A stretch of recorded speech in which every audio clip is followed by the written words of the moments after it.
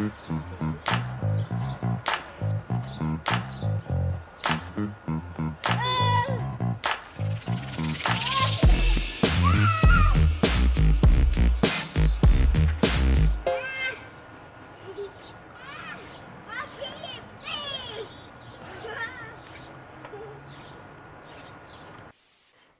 Mélanie, bonjour Philippe. Allô Marie-Claude. Je suis contente d'être ici. En fait, d'habitude, je dis merci d'être avec nous. Chez là, vous, c'est moi. ailleurs. Notre premier podcast en visite à l'extérieur. Première question pour briser la glace. Je me demandais, en fait, j'étais où? Est-ce que je suis en Nouvelle-Acadie? Puisque tu couvres les traditions vivantes de la Nouvelle-Acadie et je ne savais pas c'était quoi ni c'était où. Est-ce que tu peux nous en parler? Ben oui, certainement. La Nouvelle-Acadie, en fait, ça couvre 4 municipalités de la région de la Naudière, plus précisément de la MRC de Montcalm. Donc, il y a Saint-Jacques, Sainte-Marie-Salomé, Saint-Alexis, puis Saint-Ligorie. Puis en fait, c'est des villages qui ont été fondés par des Acadiens de la déportation, qui sont arrivés dans la Naudière, plus précisément à l'Assomption, en 1766. Le curé Jacques Degé est allé les chercher à Québec, il est arrivé par bateau, il les a amenés ici. Puis là, les Sulpiciens de l'époque leur ont cédé les terres du Grand Saint-Jacques de l'époque, qui ont appelé Saint-Jacques de la Nouvelle-Acadie en 1770. Puis ça, on comprenait aussi une partie de l'Épiphanie, Sainte-Julienne, Crabtree, puis Rawdon. Fait qu'un assez vaste territoire. Est-ce que les gens le savent? C'est la Nouvelle-Acadie? Ben quand même, de plus en plus, je te dirais. Il y a l'abbé Lanoux au milieu du siècle dernier là, qui a vraiment plus ravivé la flamme au niveau de la Nouvelle-Acadie, du fait acadien, tout ça. Puis il y a un festival, le Festival acadien de la Nouvelle-Acadie, qui a lieu au début août. Fait que où est-ce qu'on célèbre nos racines acadiennes et tout ça. Fait que, puis il y a la Caisse des Jardins de la Nouvelle-Acadie, la résidence Nouvelle-Acadie, la résidence Port-Royal, des noms de rue Leblanc, Godette, tous des noms acadiens. Fait que c'est assez présent sur le territoire quand même, la distillerie Grand Dérangement qui est à Saint-Jacques. OK. Puis toi, tu sais tout ça, c'est fait là parce que ça fait partie aussi de ton travail et ta passion. Oui, ben oui. Je me passionne pour les traditions, mais aussi, évidemment, là, pour l'histoire de ma communauté, la petite histoire. La petite histoire. Donc, ben, en fait, tu t'intéresses aux traditions vivantes, puis c'est une autre de mes questions, c'est quoi une tradition vivante? La bonne question, hein? En fait, une tradition, c'est quelque chose qui se partage, qui se transmet d'une génération à l'autre, de personne à personne. Quand j'explique ça aux jeunes, je leur dis, c'est comme mon arrière-grand-père, il a partagé ce qu'il savait avec mon grand-père l'a partagé avec mon père l'a partagé avec moi, puis moi, ben, je le partage avec vous autres. Fait que c'est ainsi que va la tradition. Puis c'est comme le jeu du téléphone, hein? On dit une information dans l'oreille d'une personne, après ça, à l'autre. Des fois, ça se transforme, des fois, non. Fait que les traditions, il y en a différents types. Il y a des traditions pour se divertir, s'exprimer, comme, mettons, le jeu de roche-papier-ciseaux. Hein? Connaissez-vous ça à la maison, roche-papier-ciseaux, probablement? Comme on disait, des fois, il y a une couple d'items qui se rajoutent à la fin. Là. Oui. Il y a la limette, puis la bol de toilette. toilette. Puis il y a des traditions comme des chansons à répondre. Il y a toutes les traditions culinaires. Fait que tout ce qui est pour se nourrir ou se soigner. Fait que comme la recette de tarte au sucre à grand-maman, faire un omelette, le gâteau président, si jamais il y en a qui connaissent ça. Fait qu'il y a toutes sortes de traditions qui sont partagées dans les familles, puis qui continuent de vivre, puis qui continuent de se partager. En fait, c'est l'aspect vivant de la chose qui est intéressante là-dedans. Fait qu'il y a un lien avec le passé, il y a un lien avec le présent, puis un lien avec le futur. Qu'est-ce qui arrive quand il y a un maillon, parce que tu sais, le grand-père qui le dit au père, mais qu'est-ce qui arrive quand il y a un maillon que ça se passe plus, l'information? Ben, des fois, ça saute une génération. Des fois, c'est le grand-parent qui peut le transmettre à ses petits-enfants. Mais des fois, il y a vraiment une rupture là, dans les familles ou dans la communauté. Fait que, d'où mon travail de médiateur du patrimoine vivant. Mon métier, en fait, c'est de faire le pont, le lien entre la tradition puis les citoyens. Donc, le lien entre les porteurs de tradition, ceux qui détiennent les traditions et la population. Tu es vraiment, si je comprends, un collectionneur de... Je pense que parmi tes titres, on en parlait tantôt, de gardien de trésors, collectionneur, il y a un besoin un peu d'archiver ça pour après aller le repartager. Oui, exactement. En fait, moi, je vois la collecte ou la documentation des traditions comme un outil, un moyen d'intervention. Fait que comme là, je fais un projet avec les jeunes à l'école de Saint-Joseph de Saint-Ligory. Là, je leur demande d'aller récolter des traditions auprès de leurs parents et de leurs grands-parents. Fait que là, ça les sensibilise à les traditions qu'ils ont dans leur famille, ou même eux autres mêmes, quelles traditions qu'ils portent, c'est la première étape. Puis après ça, ben là, ils peuvent le partager avec les autres dans la classe. Ça, c'est un bel exercice parce qu'on se rend pas compte. Moi, j'ai été confrontée à mes propres pertes de mémoire quand je jouais avec un enfant. Puis je devais faire un jeu de comptine avec des mains, puis je me rappelais plus des paroles. Puis j'ai réalisé que si je le captais pas d'une façon ou d'une autre, je le perdrais. Puis un exercice que j'ai fait avant Noël, c'est que j'étais allée voir mes parents puis je leur ai demandé à quoi ils jouaient quand ils étaient jeunes. C'est impossible de parler de jeux sans se rappeler toutes sortes d'autres souvenirs. Mon oncle me dit « Ah, je jouais avec un tel, puis il habitait telle sa rue. » Puis là, ça devient une expérience en soi, juste poser la question « À quoi tu jouais quand tu étais jeune? » Mais souvent, quand on veut que quelqu'un se rappelle d'un jeu ou d'une chanson, on va essayer de le remettre en contexte dans son époque. Donc, tu allais à quelle école? Tu jouais ça avec tes frères, avec tes sœurs, avec les voisins? Est-ce que tu restais en ville, en campagne? Fait que là, la personne revoit son milieu de vie, puis des fois, va retrouver son souvenir parce qu'il est pas tout à fait dans la conscience, il est juste un petit peu en arrière, mais il est pas loin. Il faut une étincelle qui ramène ça. Ouais. Toi, en fait, c'est parce que tu fais ce travail-là en ce moment, de collecter aussi des traditions vivantes, mais du côté des comptines des jeux pour enfants. Oui, moi, chanson, jeu. Dans le fond, c'est un projet sur la chanson traditionnelle de l'enfance, sur les chansons traditionnelles de l'enfance qui vont servir à se divertir. Ça peut être juste pour chanter, mais ça peut être aussi pour jouer puis pour danser. Fait que ça, c'est le but du projet, de faire un lien entre tout ça, puis d'aller chercher ce qui a déjà existé. C'est comme on parlait tantôt par rapport à des archives sonores qui sont enregistrées, qu'on peut trouver là, dans les différents fonds d'archives, mais aussi sur le terrain avec les jeunes d'aujourd'hui, puis avec la population plus âgée. Moi aussi, je suis allée voir ma mère, puis là, je vais aller en voir d'autres. Donc, pour savoir eux autres, c'était quoi. Puis, tu sais, souvent, là, c'est ça, il s'agit de leur en faire écouter une ou d'en interpréter une, puis là, oups, ils en ont 3-4 dans leur mémoire. Puis les enfants, ben c'est spontané. Ils me disent, non, je vois ça, je vois ça. Puis des fois, c'est traditionnel, des fois, ça ne l'est pas, mais c'est pas grave. On est tous ensemble, puis ça fait que, justement, on peut bouger tout ensemble, on peut jouer, on peut chanter, puis on peut danser en même temps. En fait, c'est comme ça que j'ai trouvé votre travail, parce que nous, avec Vince, on veut retrouver les jeux actifs, là. Mais nous, les jeux de main, c'est assez actif, là. Ça rentre dans notre définition du mouvement, là. Puis nous, on appelait ça l'archive vivante des mouvements. On veut comprendre comment l'humain bouge et joue. Puis j'ai comme réalisé dans ma recherche que là, moi, où je pouvais plus progresser parce que j'ai archivé, tu sais, on a trouvé les règles de drapeau, de kick la cacane, de toutes sortes de jeux de ballon, de tag, de poursuite, mais tout ce qui impliquait des chansons, des rythmes puis des paroles, là, c'était au-delà de mes compétences.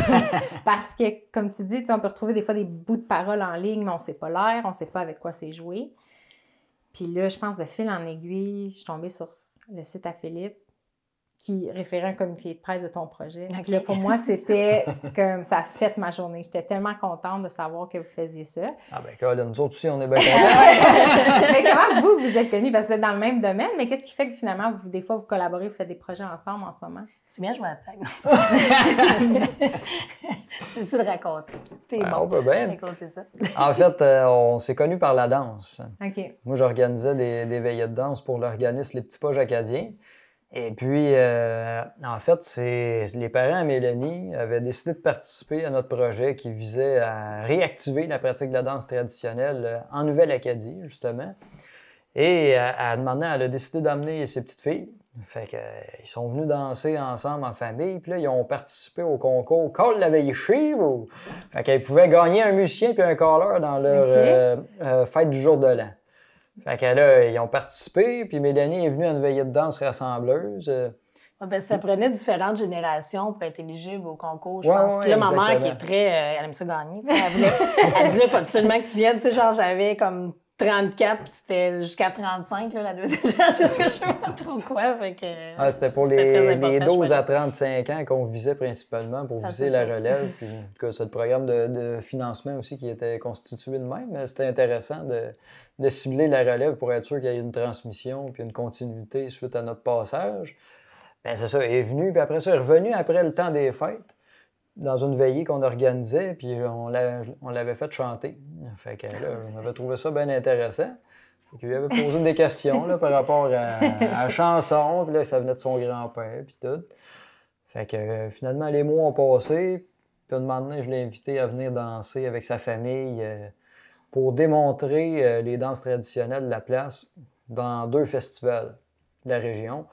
Fait que finalement, ben, on s'est revus, puis on s'est rappelé. Puis tu m'as proposé une collecte. Oui! Il m'a collecté. Ben oui, il voulait collecter les chansons que je connaissais, ok, oui. parce qu'il disait en plus, tu sais, j'étais quand même plus jeune, là, ça fait quand même quelques années. C'est le fun d'avoir une fille comme ça dans la trentaine, qui a des. Tu sais, qu'est-ce que tu m'avais dit? T'étais la relève, comme tu dis. Mais j'étais la relève. Là, c'est sûr que je commence à être moins relève. Ah ouais, quand elle a chanté, j'ai fait oh, puis là, il y a quelque chose là. Fait que puis là, ça a piqué ma curiosité. Fait que j'étais là, il faudrait bien que j'aille enregistrer ses chansons. OK. Parce que c'est ça, quand on parlait de collectionner, comme tantôt, je parlais d'une comptine que nous, on chantait, que tu connaissais pas. Puis c'est ça aussi la surprise, hein? Des fois, il y a des choses que nous, on a fait toute notre enfance, puis on pense que c'est répandu, puis là, ça l'est pas. Puis là, t'as sorti ton téléphone, puis là, t'as collecté la comptine. Non, mais c'est génial comme pratique, parce que c'est ça, l'aspect... Moi, je disais que j'avais le cœur brisé à l'idée que certaines des choses qu'on connaissait se perdraient parce qu'il n'y a plus de cette transmission-là, tu sais. Mais ce que tu dis, c'est vrai. Puis moi, dans le cadre de mon projet, tu vois, là, j'ai quand même fouillé. C'est quand même long, fouiller des archives, parce que tu es à la recherche de quelque chose. Des fois, c'est pas tout à fait ce que tu cherchais, tout ça. Il y en a. Je peux pas dire qu'il y en a pas. Mais il n'y en a pas tant que ça non plus. Tu sais, des fois, ça va être plusieurs versions différentes ou ça va être la même, tout simplement, qui va être dans différents fonds d'archives. Mais c'est important de les conserver, de garder des... Tu sais, même, des fois, on n'est pas conscient de ça, mais quand on rencontre des enfants qui ont des comptines, on pourrait, à ce temps, c'est tellement facile d'enregistrer pour pouvoir le garder, parce que peut-être que dans 50 puis dans 75 ans, il y a des gens qui vont être intéressés à ce qui se fait aujourd'hui. Puis un des buts du projet, c'est de s'assurer de pouvoir conserver ça. Conserver, puis réactualiser, puis recycler tout ça pour que ça vive. C'est ça, une tradition vivante, hein? On veut que ça vive. Puis des fois, moi, c'est ça, regarder ce qui se fait dans le passé, on voit l'aspect tradition, mais on oublie des fois que ce qu'on vit, nous, aujourd'hui, dans le moment, on le prend pour acquis, tu sais, puis c'est pas spécial, mais juste la nostalgie, là, moi, j'embarque dans ma trentaine, puis je suis nostalgique de mon enfance, puis là, on n'arrête pas de parler de POG, puis comment ça nous des POG, mais c'est vraiment les peu d'années, là, de notre génération qui joue à ça, mais tu sais, je m'en viens nostalgique. C'était pas une émotion qui m'habitait avant. Sais-tu qu'est-ce qui précédait les POG? C'était-tu les billes? Non. Oui, les billes. Moi, c'était ma prochaine question. Qu'est-ce que les POG? Je sais pas. Ah! Hey, j'en ai dans mes poches. Les billes. C'est tombé merveilleux. On a un projet, puis on devait aller à l'imprimeur ce matin. Okay. Puis j'ai dit, hey, pourriez-vous nous faire des POG à un moment donné? Puis là, je pense que lui non plus, il était pas sûr parce qu'il dit, ah, mais mon frère, il a joué. Fait que c'est des rondelles de carton. Puis ça vient d'Hawaï.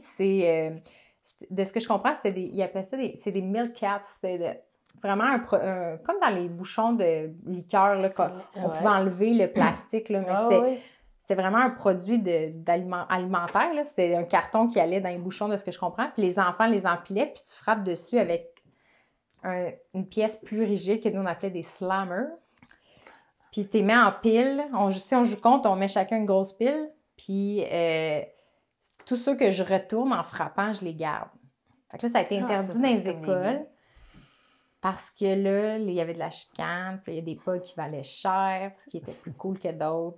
Mais nous, on se dit, il faudrait ramener...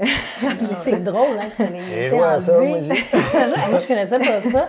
Mais c'est drôle parce que les billes, c'était la même chose. Je me souviens pas. J'ai jamais joué aux billes. Ben, moi non plus, mais mettons comme moi, mon père, il joue aux billes. C'est quelque chose qu'il m'a partagé l'autre fois là, quand je faisais justement mes recherches.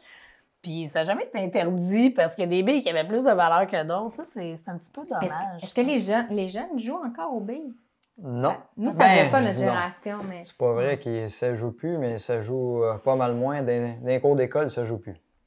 Mais chez eux, tu sais, tous les jeunes ou à peu près ont des billes en quelque part, puis là, ils s'inventent des jeux. Soit qu'ils s'en inventent ou qu'il y a des grands-parents, par exemple, qui leur ont montré à jouer, là, comment ils jouaient quand ils étaient jeunes. Moi, je savais pas, je gardais juste les belles. Ben, c'est ça que je trouvais belles. J'en ai eu des billes, mais je pense que ça n'a peut-être pas été retransmis, les billes. En tout cas, moi, chez nous, on a eu tout le pot de billes qui appartenait à mes parents, ma mère et à ses frères quand ils étaient enfants, mais il n'y a personne qui nous a dit, ben voici comment on jouait. Tu vois, ça, c'est quelque chose Ah, moi, ça, j'ai joué à l'école aux billes, mais Ah ouais? c'est vague dans mon souvenir. Là. Je me rappelle pas c'était quoi le jeu exactement. Ok. On jouait sur le bord d'un mur, ça je m'en rappelle. Mais... Est-ce que tu gardais les billes de ton adversaire? Ah oui? Oui? Ah oui. Ben oui. OK. Mais là, je me rappelle plus du jeu que je jouais quand j'étais jeune. Mais là, j'ai interviewé des vieux qui se rappelaient de leur jeu de billes parce qu'eux autres, ils ont joué en tabarouette à ça. Là. Mais là, c'est ça, l'idée, des fois, tu mettais un coco, une petite bille à terre, là, tu le mettais en jeu. Puis là, ton adversaire, lui, il fallait qu'il tire avec une bille ordinaire, une bille normale, au-dessus, clac, il la lâche, puis il fallait qu'il tombe, paf, OK. sur le coco. Toutes les billes qu'il lâchait, il les perdait. OK. Ça allait à l'autre. Puis, dans le fond, s'il réussissait, ben là, lui, il ramassait le coco. OK. Puis il y avait aussi les grosses patates ou les allées, là, les grosses billes. Là. Fait que ça, ils mettaient ça en jeu, là, mettons. On fait ça une partie de 7 pieds ou de 12 pieds. Fait que là, ils comptaient ça avec le pas de même. Fait que puis là, il fallait qu'avec une bille, ils lançaient ça par au-dessus. Clac! Là, il fallait qu'ils pognent la Comme la grosse allée ou la pétanque. grosse patate. Similaire à pétanque? Même principe, Ouais, si on veut, mais le but, c'est pas d'être le plus proche, mais vraiment d'y toucher. OK. Pow! Ouais. Puis là, s'il réussissait, ben là, il remportait l'allée. Mhm.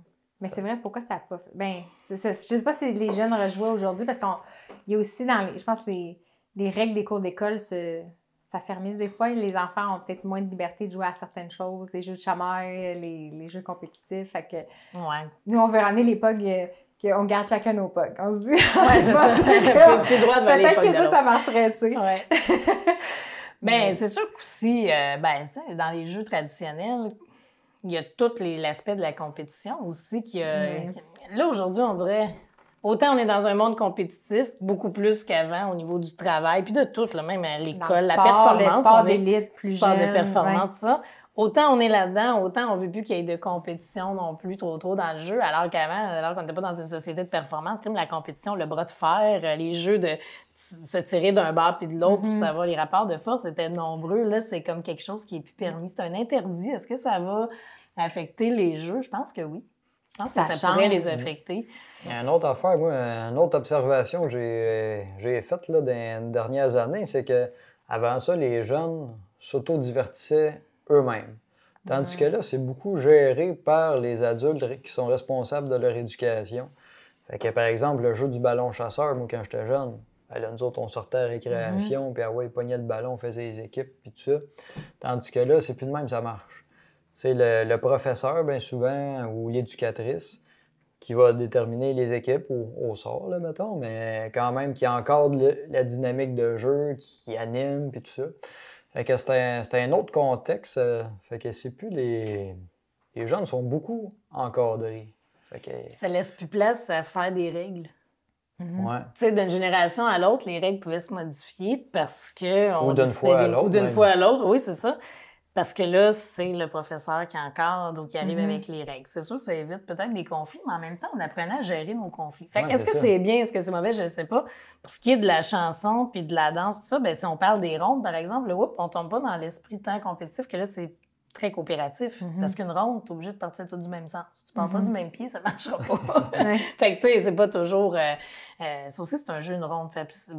Oui, puis il y a des rondes qui... C'est une danse, mais ça peut être une forme de jeu aussi. Fait que, tu sais, il y a de la coopération aussi. Fait que je pense que si on regarde l'ensemble, si on pratique un peu de tout ça, ben on peut retrouver de tout. Puis, tu sais, ça serait... C'est-tu mauvais qu'il y ait de la compétition dans le jeu?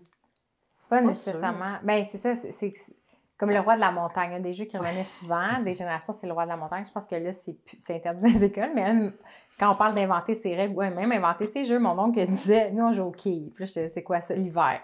Puis là, c'est quoi? Il dit, ben, on se trouvait une butte de neige. Puis là, il y a un gars qui se mettait en haut, puis les autres étaient en bas, puis c'était les quilles, puis il fallait qu'ils roulent, puis les fassent tomber. C'est comme juste en roulant. J'ai fait, c'était ça le jeu? Il dit, ouais, c'était ça le jeu. C'était juste faire tomber les autres, tu sais. Ben, Puis il y a une Fatima qui fait, ça a l'air le fun, tu sais, puis t'as envie d'essayer, mais je sais pas si ces jeux-là physiques auraient encore leur place, mais pourtant, la peur du risque enlève ces moments-là. Fait que je sais pas s'il va y avoir un retour de balancier. Puis, parce qu'on parle, là, c'est revenu sous le terme les jeux de chamaille. Puis il commence à avoir des articles sur les bienfaits des jeux de chamaille, puis de trouver des façons de permettre ces Solutionner. interactions. Apprendre à solutionner. Tu sais, si tu es dans un jeu de chamaille, puis qu'il y a un... C'est ça, tu sais, dans la vie, il va y avoir des conflits. Fait que dans le jeu, ben, ça apprend à se solutionner, puis c'est moins dramatique. Absolument. Moi, c'est ça. Moi, c'est ma vision à moi. Je pense qu'on devrait... Peut-être, c'est correct de donner un cadre, de donner un horaire, mais de laisser aller les enfants. Tu sais, quand je fais un atelier avec des enfants, il est très participatif, puis souvent, puis je pense que c'est ce qui caractérise mes ateliers, puis je pense que les tiens aussi, c'est qu'à un moment donné, l'atelier, il n'est pas tout prévu du début à la fin. Ben oui, tu sais, c'est sûr que je sais quelle chanson que j'amène, puis que... Mais si les enfants apportent quelque chose, je vais l'intégrer, puis peut-être qu'à partir de ça, je vais m'en aller sur d'autres choses, finalement. Ça m'est arrivé souvent d'improviser en me disant « Ah non, eux autres, ça va être mieux de même. C'est ton expérience qui te permet aussi de naviguer comme ça avec les gens, j'ai l'impression. Oui, c'est sûr qu'on apprend. Une certaine confiance aussi à improviser avec les autres. Mais c'est une de mes questions, est-ce que c'est difficile? C'est ça que je remarque en ce moment avec autant du côté de l'activité physique plus sportive.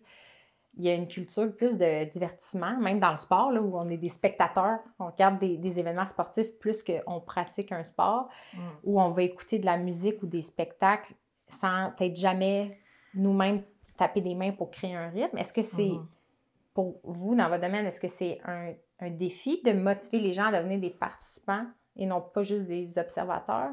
Ben, moi, pour ma part, je vois deux aspects. Il y a un aspect que, oui, c'est clairement un défi parce que les gens sont habitués à être spectateurs. D'être actif, là, c'est rendu un autre paire de manches. Tu sais, on va voir un spectacle, on s'assied, on regarde, puis... Mais là, quand on devient actif, là, il faut oser. Tu sais, par exemple, la danse traditionnelle, là, il faut que la personne... on est tellement dans un esprit de performance partout, que quand c'est rendu le temps d'avoir du fun, on est encore dans l'espèce de performance. Fait que ça l'amène des freins. Que là, il faut faire tomber les freins tranquillement, puis finalement, là, le fun pogne, puis...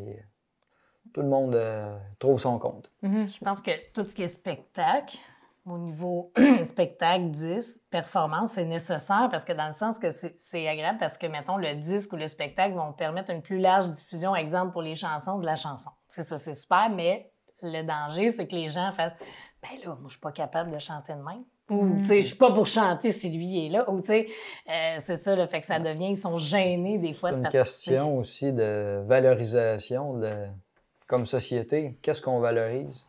On valorise les gens qui sont à TV, qui sont ces écrans, qui sont ces scènes. Mais le monde ordinaire, là, qui danse le 7 carrés, sont-ils valorisés dans le jour de l'an? T'sais?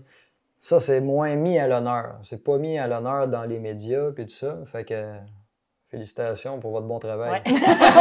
Puis, tu sais, ce qui est surprenant, c'est que souvent, les gens qui dansent ou qui chantent dans leur jour de l'an, ben il y a plusieurs des gens du spectacle, des artistes du spectacle qui vont s'inspirer de ça pour faire leur spectacle. Donc, c'est comme si on valorisait pas la racine, d'où ça... Tout le monde va être remercié. Les gens qui vont permettre, qui vont être collectés, tout ça, vont être remerciés par ces gens-là qui font du spectacle, tout ça. Mais c'est ça. Puis je dis pas que c'est de la faute des gens qui font du spectacle, pas du tout, mais c'est qu'après, je pense que ça peut devenir intimidant pour les gens de... Tu sais, si tu t'en vas voir des troupes de danse, puis qu'après, on te dit... J'ai déjà vu ça, moi, tiens, c'est un bon exemple. Il y a une troupe de danse qui fait une démonstration, puis là, écoute, ils sont sur la coche, ils sont tous en même temps, ils sont habillés pareil, tu sais, ils ont le bon pas, tout. Puis là, on dit, bon, mais maintenant, vous allez pouvoir danser avec nous. Écoute, le monde sont terrorisés. Moi, la première, je fais comme, ben non, je ne vais pas y aller parce que c'était super beau. Mais tu sais, tu te sens pas... Ah, ça, c'est vrai, la pression de performance, même dans les loisirs, finalement. On n'a plus de temps d'espace où on se permet vraiment de relaxer. Puis moi, je viens pas d'une famille musicale. Puis tu sais, les gens, quand on s'étiquette, moi, je suis pas artistique, je suis pas ci, je suis pas ça. Moi, je vais être étiquetée, j'ai pas de rythme, mettons, tu sais. Puis c'est pas pour moi. Puis c'est vraiment en étudiant le monde du mouvement, puis en me disant qu'est-ce qui existe en dehors d'un gym, c'est quoi pourquoi l'humain bouge dans la vie. Puis la conclusion, moi, puis Vin, c'est qu'on bougeait pour vivre, mais aussi pour jouer, pour créer des choses.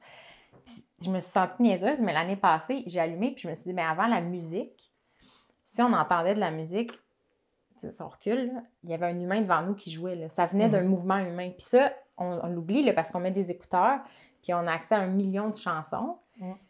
Puis là, en différents podcasts avec des gens dans le monde, on a eu quelqu'un en percussion corporelle, on a quelqu'un qui fait l'enseignement du mouvement par la musique avec des enfants. Ils m'ont fait réaliser que j'étais capable, avec même juste mon corps, ma voix, d'être moi aussi une créatrice. Même si je chante mal, c'est pas important, tu sais. Mais ça m'a pris ça, des heures de discussion pour venir à puis, ça. tu sais, encore là, qu'est-ce que chanter bien puis qu'est-ce que chanter Ouais. mal? Écoute, tu peux avoir une super voix puis une super technique, puis telle personne ne trouvera pas ça du tout intéressant. Tu sais, moi, ça m'est arrivé de voir des gens que je vois là, qui sont très, très performants dans ce qu'ils font, ils ont de la technique, ils chantent bien, tout ça, mais moi, le feeling, je le ressens pas. Ça veut pas dire que la personne n'est pas bonne. Moi, ça fait pas, puis je vais en entendre un autre, tu sais, c'est pas tout à fait drôle. Moi, quand je chante, c'est pas toujours drôle. C'est pas tout à fait drôle, mais j'aime ça le feeling. Fait que qu'est-ce que chanter bien, qu'est-ce que chanter mal? Puis quand le but, c'est pas la beauté de la voix, mais l'expérience commune aussi, c'est peu important finalement si on chante bien ou mal. Il y a aussi ça finalement, que c'est peut-être même plus un critère des fois. Ouais, puis quand on se retrouve en famille, puis... Peut-être aussi dans les différents types, là, peut-être serait mieux placé que moi pour répondre, mais pour ce qui est de la chanson traditionnelle, je trouve que c'est pas toujours la performance de la voix qui est mise à l'avant, qui est importante. Je pense que c'est peut-être comme ça aussi dans d'autres types de musique. Là. Je suis pas assez connaissante des autres types, là, mais je trouve que des fois, c'est vraiment le vécu et la façon que ça va être, l'histoire qui est en arrière, puis comment la personne va l'interpréter. En tout cas, moi, j'accorde beaucoup d'importance à ça. Tu sais, t'auras beau la faire sur une note parfaite, mais si elle est monotone, moi, ça m'allumera pas. Tu sais. Fait que non, ça devient une question de... C'est ça. Qu'est-ce que chanter bien ou chanter mal? Puis vous chantez les deux. Fait que les deux, vous êtes chansonniers. Je sais pas c'est quoi les étiquettes qu'on chanteuse. Chanteuse, ça, c'est du traditionnel. Des fois, les chansonniers vont faire plus du pop, tout ça. Fait que, tu sais, je me choquerais pas que tu dises chansonnier non plus. Là, mais... Chanteuse? Oui. Chanteuse, chanteur, chanson... Est-ce que je pense que je t'ai entendu faire des contes. Est-ce que tu fais de la chanson? Oui, je fais de la chanson. Okay. Je fais des contes aussi, même si je me considère pas conteur. Okay. Ça me fait penser, quand j'ai commencé à faire de la collecte, je cherchais des chanteurs. Mais je trouvais rien, je trouvais personne. Quand je me suis mis à chercher du monde qui connaissait des chansons, qui avait entendu de leurs parents, tout ça, là j'ai trouvé par exemple. Okay. Qu'est-ce que tu veux dire? Parce que le monde, il se considère pas chanteur. Ah, OK, je comprends ce que tu veux dire. Là, on revient à l'aspect de performance puis tout ça. C'est juste chanter pour chanter. C'est pas... le monde ne conscientise pas ça comme étant un chanteur. Parce que le chanteur, c'est la personne qui est dans l'écran de TV, qui est sur la scène. Mais en réalité, le chanteur, c'est celui qui chante. Fait que quand tu amenais ça, avez-vous des chansons, là, les gens se mettaient à chanter pour toi, mais ils ne l'auraient pas fait si tu disais « je cherche des chanteurs ». Moi, c'est parce que je cherchais au téléphone, j'appelais le monde dans mon village, puis là, je leur demandais chantez-vous? Je cherche des chanteurs. Il y a des numéros à hasard. Oui, bonjour, est-ce que vous chantez? Mais tu connais tout le monde. Est-ce que tu connais tout le monde dans ton village? Est-ce qu'il est assez petit pour que tu connaisses tous les visages? Pas tout le monde, non. Okay. Mais j'étais capable de faire des liens, souvent. Soit une personne m'a référé, ou je suis le petit-fils à Hector Jeté, ou à Marcel Bélisson. Mais tu fermais pas les yeux et tu spottais dans la nuit. Peut-être je vais appeler lui. Non. Je commençais avec les personnes que je connaissais, puis après ça, ils me référaient à d'autres, puis là, après ça, ces nouvelles gens-là me référaient à d'autres, puis tout ça. Ah, mais c'est une belle façon de l'apporter. Comment les mots, des fois, peuvent être... Parce que vous savez ça, l'art d'aller chercher les histoires des gens, comment vous mettez... Mais c'est ça, le truc de dire, de leur placer dans le contexte pour replacer les souvenirs, là, ça, c'est précieux. Je l'enregistre comme tu fais travailler ton préconscient. Tu sais, ce qui n'est pas bien loin entre ta conscience et ton inconscient. C'est comme juste là, pour juste... Mais ce que tu as collectionné aussi récemment, là, on parlait des chansons, mais aussi les surnoms. Oui.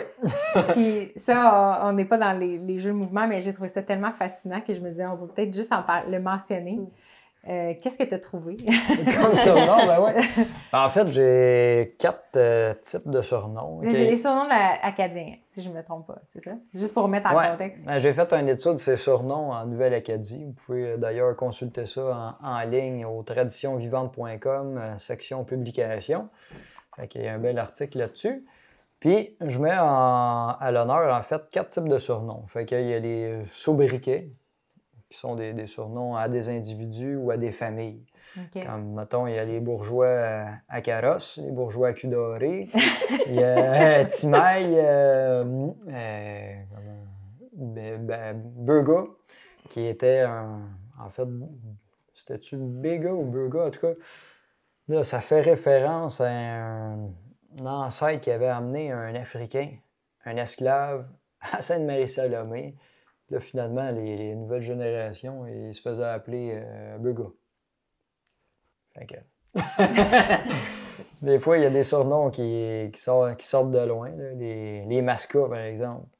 Ça, c'est les jetés aujourd'hui. Avant ça, c'était les Laure, parce que leur mère, c'était Camilla Laure. Puis là, ça a fait quelques générations de Laure. Puis avant ça, c'était des Lanoux. Ils ont tous resté dans la même maison, par exemple. Fait que le surnom s'est partagé d'une génération à l'autre. Puis, ils se faisaient surnommer comme ça. Ouais. Il y avait le même nom de famille, mais il y avait des surnoms par-dessus ça. Comment ça fonctionnait? Non, ben eux autres, cette famille-là, c'était les mascas. Que, mettons, par exemple, les Oscar jetés. Oscar jetés, puis là, les enfants, là, c'est les mascas. Les mascas. Ouais. Ça, c'est-tu ta famille, ça? Parce que le nom jeté... Ouais, ben c'est parents avec moi, mais de plus loin un peu. OK, là. OK. C'est petit cousin, une affaire de même. OK, Hector, c'est pas ton grand-père. Non. Hector? Non. Hector, C'est mon deux grand-père. personnes, Hector. OK. C'est son grand-père, mais c'est notre garçon aussi. Ah, Parce Ouais. que... OK. on a- Hector à Philippe, à Normand, à Hector, ce qui est un Ah. surnom par filiation, comme Nicole à Homer, à Marcel, à Jules, à Flavie, à Poncy. Elle explique donc Amable Poncy-Mulançon, qui est décédé en 1827. Fait que vous voyez, la filiation qui a été numérée de même, c'est les prénoms des individus qui sont séparés par un A, bien souvent. Fait que c'est ça. Ça peut remonter Mais c'est jusqu'à du père au autant de fils, générations qu'on veut. Là, tu sais. Moi, je pourrais aller jusqu'à mon arrière-grand-père. Je suis la Marie-Claude à Claude, à Herménégilde, à... Oui, exactement. Sauf que ça, c'est comme une espèce de généalogie traditionnelle qui se partage oralement de génération en génération. Que les Marcel à Jules, ben, c'est des Melançons à Sainte-Marie-Salomé. Tu sais. C'est de père en fils et de mère en fille. Tu sais, moi, je suis pas, mettons, Mélanie à Richard. Je suis Ah, Mélanie faut à que tu- Normande. Parce Ok, que ok. je chante mon Ouais, père, dans ma ton mère. cas. Il faut rester dans... OK, OK. Oui, oui. Parce que son père, en fait, ce qu'il faut savoir, c'est qu'il n'était pas du village. Lui, il venait de Montréal. Fait que c'est pour ça que son, Ouais, en son plus. nom, elle, ça a passé par la mer, son surnom. En Puis, plus. il y a la toponymie populaire, comme le bois en arrière de chez mes parents, ils appellent ça le masca, pour faire un lien avec le sobriquet masca. C'est que le dimanche après-midi, il allait cueillir des petits fruits dans le masca. Puis ça a l'air que les ours se nourrissent de petits fruits, puis en Atikamekw, masca, ça signifie ours. OK. Fait que ça non plus, ça date pas d'hier. Il y a à l'équerre, c'est la courbe au Rôle-Provigo au village à Saint-Jacques. Puis il y a les blasons populaires comme les pisseuses. Les pisseuses, ça, c'est les sœurs Sainte-Anne à Saint-Jacques. Ils les appelaient les pisseuses? Ouais. Sortez vos parapluies, Mais ça, les c'est pisseuses s'en documenté. viennent. C'est déjà documenté, fait qu'il n'y a pas peur, ils le savent. Puis je pense qu'ils sont plus ben là. Il n'y aura pas de représentants. Ils vont pas Comme à être... Sainte-Marie, c'est les pieds jaunes, les mangeurs de patates. Qui cultivaient des patates. Ouais. Puis ils ont même repris, ils ont fait un festival, ben là, avec la COVID, non, mais dans les dernières années, c'était le festival des mangeurs de patates, tu vois, Ouais. ils l'ont Ok. repris. Ils mettaient à l'honneur la patate. Là, moi, lui que j'ai retenu, j'ai vu l'article sur les médias sociaux, puis j'ai ri comme un enfant. C'était, je sais pas si je m'en rappelle bien, c'était crotte de poule. Il y a aussi les surnoms de personnes, c'est ça? Fait que Ouais, ça, c'est un sobriquet. un sobriquet. Puis là, je me dis, mais comment on en arrive là à appeler quelqu'un comme ça? Mais, c'est ça, t'as-tu d'autres exemples? Il y avait les books, ça se peut... Non, Boc? Les books, les Ah, ouais, Bloc. les blocs. Oui, le Bloc. Ah oui, Bloc Miro, Denis Miro, qu'on salue. Mon plus grand informateur, c'est surnom. J'ai fait 4 entrevues avec lui. Il m'a sorti, je ne sais pas combien de surnoms. De mémoire, là, dans le fond, des gens qui connaissaient. Oui, puis à un moment donné, lui, j'ai piqué vraiment sa curiosité. Il avait déjà l'intérêt de son bord. Fait que quand je l'ai appelé pour ça, il s'est mis à appeler tout le monde dans Sainte-Marie. Puis là, il s'informait. Puis là, il ramassait les explications du pourquoi, du comment. Puis après ça, il me partageait ça. Puis... faut dire Ça a qu'à été Sainte-Marie, bien le fun. quasiment tout le monde a un surnom. Ouais, c'est ça. Tu sais, moi, Encore aujourd'hui, là, c'est... Ben, encore aujourd'hui. Puis moi, quand j'allais à l'école, quand Philippe m'a fait lire sa recherche, parce que j'étais pas avec lui au moment de la recherche, j'ai fait hey, ouais, lui aussi, il avait un surnom, puis lui aussi. Puis là, j'ai catché que c'était tout du monde de Sainte-Marie qui avait des surnoms. Tu sais, les frères, mais là, il était 3 frères dans la même famille, ils avaient comme le même surnom. Je n'avais jamais catché pourquoi, mais puis là, je me suis rendu compte que leur père, leur oncle, leur grand-père, ils avaient le même surnom aussi. Ouais. Ben, pour revenir à Bloch, c'est qu'il jouait au football avec une cruche d'eau de javel vide. Puis là, en tout cas, il avait mangé ça sur la tête, puis là, ça y avait fait une poque. Fait qu'il l'avait appelé Gros Bloc. Puis là, finalement, ça a diminué à Bloc. Il y a aussi Fesse de tôle. OK. Peut-être as-tu l'histoire qui va avec? Oui, il faut que je m'en rappelle. Là. Il y a quelqu'un qui pétrissait le pain, je pense. Puis là, il était sorti, puis là, il avait les mains tout scrapées. Fait que quelqu'un il avait dit « Coudon, Gaétane, elle doit avoir des fesses de tôle. » Ah, mais c'est fascinant. Mais c'est fascinant. Moi, c'est ça que j'aime de ce type de recherche-là, c'est les histoires qui viennent avec. Mais quand tu fais ces recherches-là, comment est-ce que tu livres l'information pour dire voici ce que j'ai trouvé? Parce que là, on t'entend l'expliquer, Ouais. puis c'est ça qui est le fun aussi, les histoires. Fait que quand c'est quoi le format de ce que tu livres pour archiver toutes ces connaissances-là? Bien, il y a différents aspects. Parce que là, il y a la conservation, il y a la diffusion, puis il y a la transmission. Fait que pour ce qui est de la conservation, ben là, je fais une entrevue, mettons, j'enregistre quelqu'un ou je le filme.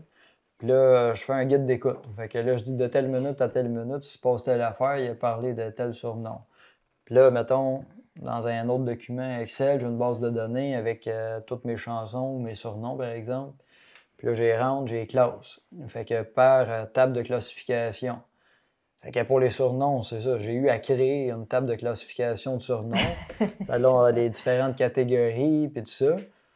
Puis les chansons, bien, il existe déjà un catalogue de la chanson folklorique française, par exemple, de Conrad Laforte. Fait que tout dépendamment, il y a chansons énumératives, chansons en lesque, il y a des chansons à répondre, des chansons en dialogue. Fait que où est-ce qu'il y a un homme puis une femme souvent qui vont se répondre. Tout ça. Puis là, après ça, ben là, je dépose ça, archive Lanaudière. J'ai mon fonds d'archives là. Puis là, c'est traité, puis conservé, puis diffusé pour les générations actuelles et futures. Après ça, de mon bord, je peux faire des activités de diffusion.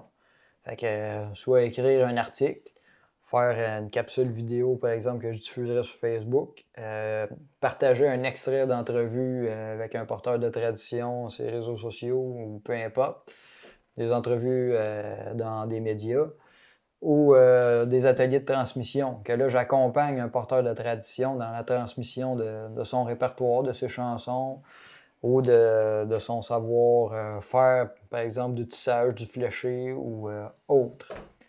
Fait que s'assurer qu'il y ait une transmission, qu'il y ait une continuité à ça.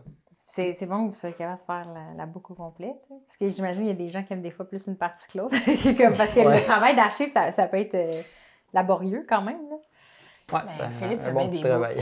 Philippe fait bien des boucles. Moi, peut-être j'ai des parties favorites. Mais aussi, non, mais j'ai pas l'expertise à Philippe. Tu sais, c'est pas... Plus l'intérêt.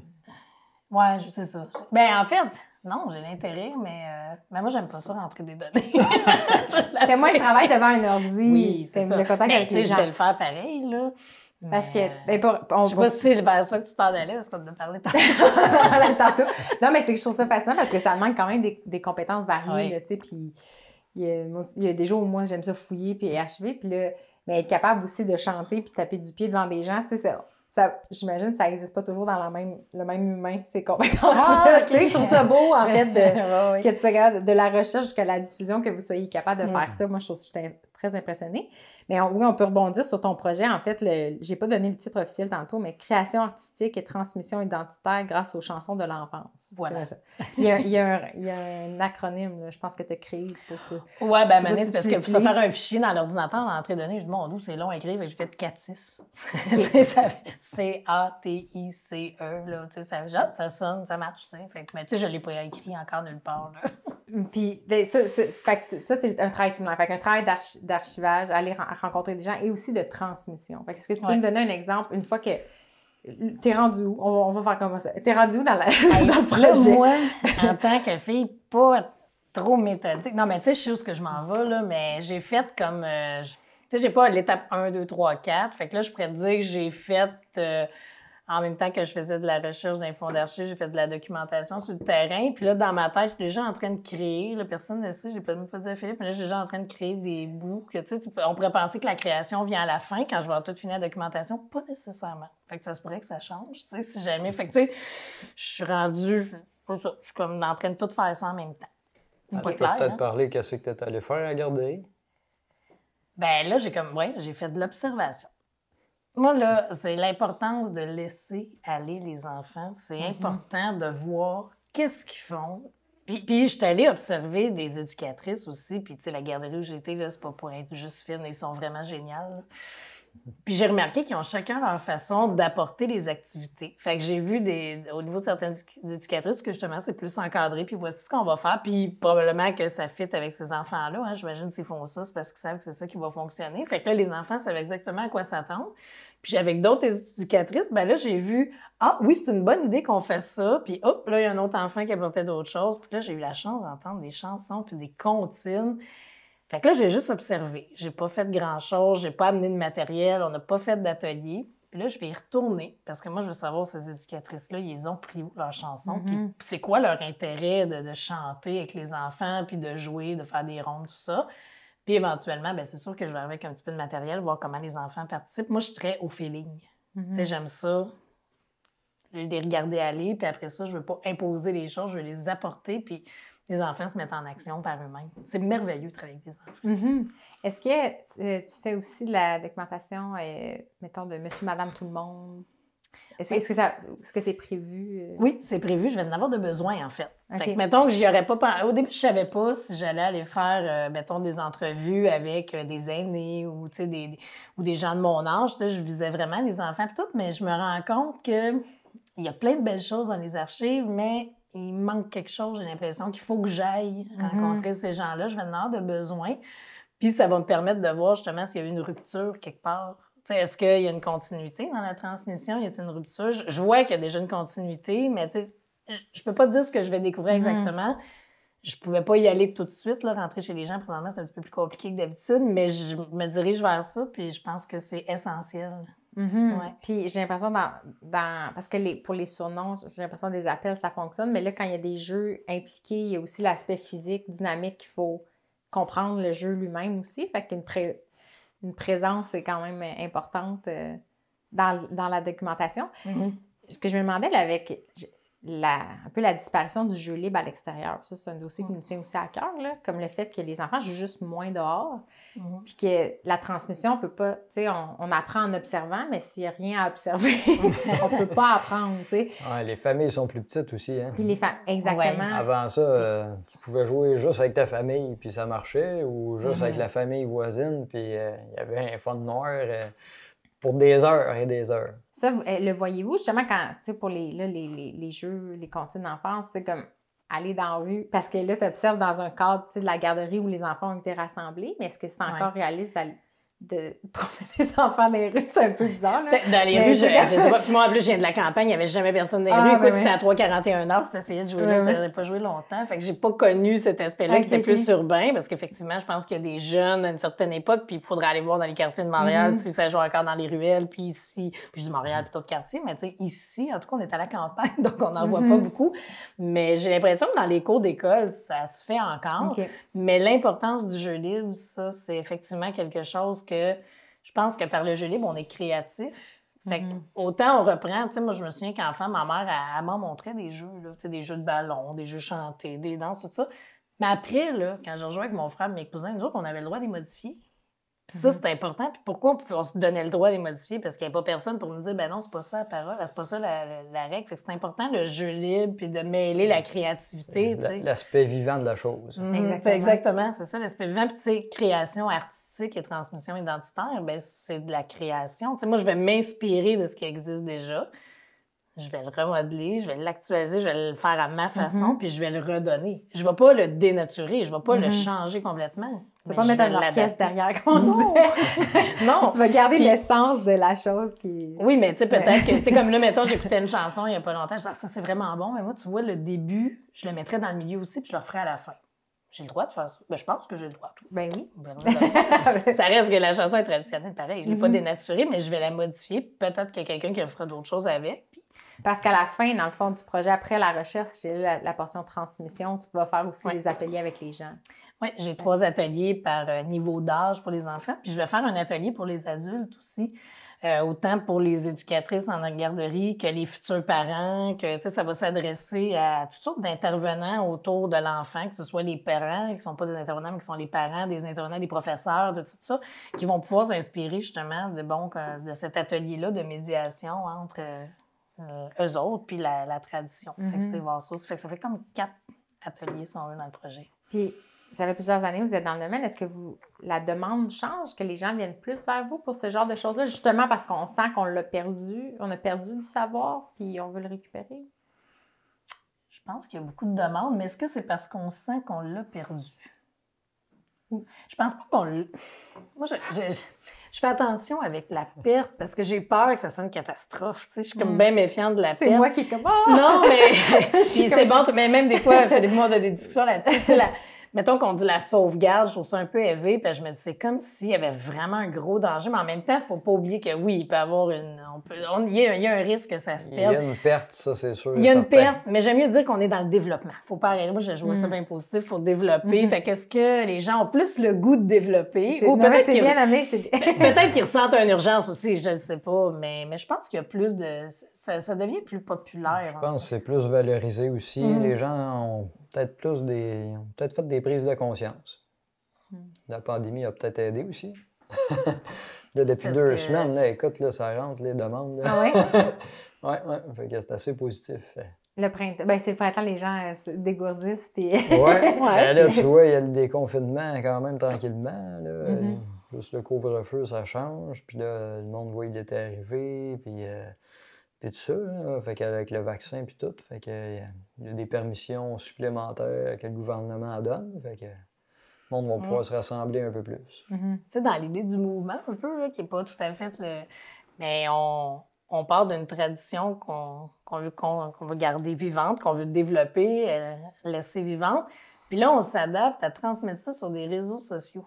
Ça, c'est spécial aussi. Puis ça, c'est vraiment, tu sais, la COVID, comme tantôt je disais, c'est plate, c'est plus difficile de rentrer chez les gens, c'est vrai, mais ça l'a quand même si c'est pas une bonne nouvelle, la COVID, ça a quand même apporté une certaine... tu sais, on faisait pas ça, des ateliers sur Zoom, là, ou sur... en tout cas, moi, j'en avais jamais fait. Puis quand c'est arrivé, ben nous autres, on a fait une couple d'affaires, là, au printemps, tu sais, ben même... Ça nous a permis d'aller à Bill James en 30 secondes. Oui, toi, t'as la Bill James, c'est pas une Ah non, c'est moi qui y va, là, c'est à Côte-Nord. C'est à Basse-Côte-Nord. Je chante ça, la Bill James. Non, c'est moi qui y va. C'est ça, on a pu aller plus loin, mais dans notre salon. Puis, tu sais, il y a eu des capsules qui ont été créées par des villes comme l'Assomption, on a fait des capsules. Il y a Festival Mémoire et Racines, qu'on a fait aussi un atelier, toujours dans l'ordre des ateliers de chansons pour enfants. On a fait ça Mémoire et Racines. On a fait pour un collège. En tout cas, on était surpris, nous autres mêmes, de la demande.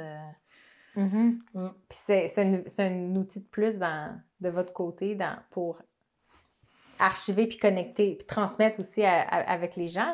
Oui, tu sais, c'est sûr que moi, je le ferais pas juste comme ça parce que c'est sûr qu'aller faire une ronde puis se donner la main, c'est beaucoup plus fun que de donner 2 mains comme ça avec personne de chaque côté puis un écran. Mais, tu sais, c'est quand même quelque chose qui nous a permis peut-être de rejoindre plus de gens, tu sais. Ben, en regardant vos médias sociaux, là, j'ai fait une introduction de 5 minutes sur taper du pied, être un tapeur de pied. Puis j'avais jamais pensé googler ça, mettons, sur YouTube. Là, mais tu sais, je suis tombée dessus, puis j'étais contente, puis j'en ai parlé, tu sais, j'aimerais ça googler ça. Mais là-dessus, essayé. J'ai pas essayé, c'est ça, j'allais dire, je veux leur filer à vite.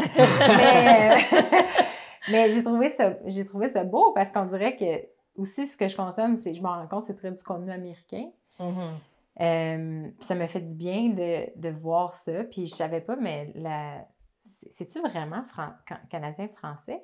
Le tapement de pied, oui, définitivement. Moi, j'aurais pensé que c'était comme un héritage irlandais ou que c'était vraiment fréquent dans plein de musique folklorique. Ben, il y a des variantes, là, si on veut, mais tu sais, mettons, tu fais ça avec ton pied, ça, on peut dire que c'est répandu. Ouais. Là, mettons, dans le Berry, il y a des gars, comment ça s'appelle, des bourrées à 3 temps. Puis là, les musiciens font des rythmes avec les pieds de même un peu. Mais jamais en alternance comme nous autres. On est le seul peuple dans le monde qui font ça de cette façon-là. OK, OK. Ah, c'est charmant. C'est vraiment charmant. Quand même. Puis en fait, c'est vrai, la première chose que j'ai retrouvée qui m'a donné le filon vers vous, c'était une vidéo de YouTube, je pense, de marelle, une activité de marelle. Parce que aussi dans mes recherches, je regardais la marelle, puis ce qui est beau avec les jeux d'enfants, c'est qu'il y a des jeux ça jouait juste sur notre rue, ça jouait notre génération, mais il y a des jeux qui se jouent partout dans le monde, puis depuis tellement longtemps qu'on ne sait plus d'où ils viennent. Puis je pense que les jeux de corde à danser, puis marelle, c'est presque universel. Je pense qu'il y en a vraiment partout. Puis justement, dans votre atelier, vous présentez une version africaine, si je ne me trompe pas. Ou... Oui, le Danglo. Les autres, les Africains, en tout cas, moi, j'ai pris ça de mon chum Ebrad. Fait qu'on avait organisé un atelier là, avec le... comment ça s'appelle? J'ai perdu le nom. Il s'occupe... le Crédil à Joliette. Il s'occupe des nouveaux arrivants, entre autres, pour bien les intégrer et tout ça. Fait que on avait fait un atelier sur les jeux de saut. Fait que la marelle, la corde à danser, puis l'élastique. Là, lui, il nous avait partagé sa version de la marelle, que le Danglo dessinait, il traçait, en fait, avec son pied, là, dans le sable, là, mettons, au dentaire, chez eux en Afrique. Puis là, avec des carreaux, des grands carreaux quand même. Puis là, avec un noyau de mangue qui faisait sécher. Là, eux autres, ils lançaient ça, mettons, dans le premier carreau. Puis là, ils sautaient à un pied. Puis là, il fallait qu'ils poussent le noyau dans l'autre case d'après, sans que la personne touche à la ligne ou que le noyau arrive sur la ligne. Il fallait qu'il soit dans le carreau. Puis là, il fallait qu'il fasse le tour au complet. Là, ça recommençait. Lance dans le deuxième carreau, fait le tour encore, et tout ça. Et ainsi de suite. Fait que l'essence de la marelle est là, tu sais, qu'il y a un tracé, il y a un objet à cliquer ou à éviter, selon les versions. J'ai vu une version extrêmement similaire, si tu es en Afghanistan ou en Irak, là, dans le cadre d'une exposition ces Jeux à Montréal. Oui, je l'ai vu aussi, c'était avec les enfants, puis c'est ça que je trouvais ça beau aussi, les gars et les filles jouaient. Parce que moi, je parlais de la marelle à Vince, puis je lui ai expliqué, parce qu'il jouait pas, puis c'est correct, là, il y a des jeux qui jouaient que moi, je jouais pas. Puis le vidéo, les garçons étaient super talentueux, là, parce que ça demande une certaine agilité à la longue, là. Ben oui. Ça, c'était beau. Mais qu'est-ce qui vous avait amené à faire un atelier là-dessus, en fait? En fait, c'est dans le cadre d'un projet beaucoup plus large qui s'appelle Joliette au cœur des traditions. On a commencé par faire un jeu sondage en ligne où est-ce qu'on demandait aux citoyens de la ville de nous partager leurs traditions familiales coup de cœur. Puis il y avait 3 thématiques. Il y avait les jeux, les recettes, puis les rituels. Fait que les rituels, ce qui revient d'année en année, comme fêter le jour de l'an, les épluchettes de blé d'Inde, fêter Pâques, tout ça. Faire des conserves, le jardin, etc. Donc, les citoyens nous ont partagé leur tradition familiale coup de cœur. On a analysé les réponses, qu'est-ce qui se recoupait, qu'est-ce qui ressortait, qu'est-ce qui avait un potentiel de développement, qui avait un potentiel pour rassembler la communauté autour de ces jeux-là. Puis là, on a fait une priorisation avec les citoyens. On a fait une consultation publique, leur a présenté les résultats du jeu sondage. Puis là, eux autres sont venus dire, nous autres, on priorise tel jeu, telle recette, puis tel rituel. Fait que, mettons, vous pouvez en nommer, mettons, 5 par catégorie. Puis là, on s'est mis à développer autour de ça. Puis là, on a expérimenté un atelier de transmission autour des jeux de saut. OK. Voilà.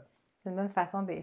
Puis on voulait rassembler aussi les Atikamekw, les nouveaux arrivants, pour voir, en fait, prendre conscience de l'universalité des pratiques. Fait que des jeux. Fait que c'était le but, finalement, de voir ce qu'il y avait en commun. Oui, exactement. Est-ce que tu sais de quel pays en Afrique? C'est la République centrafricaine. OK. Puis est-ce qu'il a mentionné si c'était répandu ailleurs ou si c'était plus propre à son pays? Ou... Ben, comme je t'ai dit, je l'ai vu dans une vidéo dans le coin de l'Afghanistan ou l'Irak, là, je suis plus sûr, là, mais... Fait que, oui, c'était répandu, mais ça s'appelait probablement pas de la même manière. Non, c'est ça, hein? C'est ça que j'ai réalisé quand on a trouvé des jeux. Même au Québec, là, il y en a qui... C'est pas tout le monde qui appelait ça la marelle, je me souviens plus de comment ça s'appelait. Après, je te revienne, mais il y a d'autres termes. Après tes recherches. Puis... Oui, c'est ça, je vais te faire mes recherches. Cet été, on a filmé avec la ville de Joliette une petite fille, des petites filles, mais dont une qui nous partageait qu'elle avait appris la marelle de sa grand-mère au Mexique. Okay. Parce qu'elle est d'origine mexicaine.